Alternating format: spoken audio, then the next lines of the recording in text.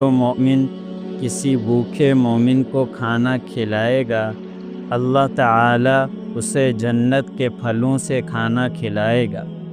جو پیاسے کو پانی پلائے گا، اللہ تعالی اسے قیامت کے دن بند اور خوشبودار شراب سے سیراب فرمائے گا۔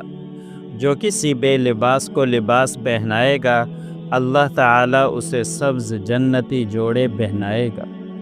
حضرت عمر بن عاص رضی اللہ تعالی عنہ بیان کرتے ہیں کہ ایک شخص نے نبی پاک صلی اللہ علیہ وسلم سے عرض کیا، یا رسول اللہ صلی اللہ علیہ وسلم، کون سا عمل سب سے بہتر ہے؟ آپ صلی اللہ علیہ وسلم نے ارشاد فرمایا، اللہ تعالی پر ایمان اور تصدیق، اللہ تعالی کے راستے میں جہاد اور حج مقبول۔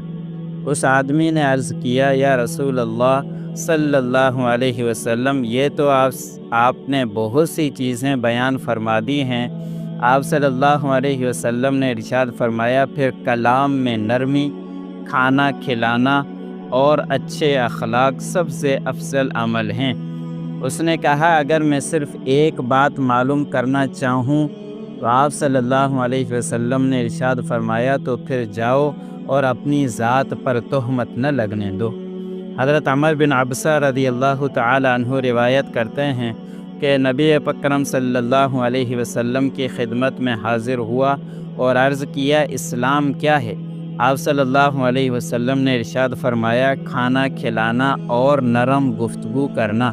میں نے عرض کیا، ایمان کیا ہے؟ آپ صلی اللہ علیہ وسلم نے ارشاد فرمایا، صبر کرنا اور سخاوت کرنا۔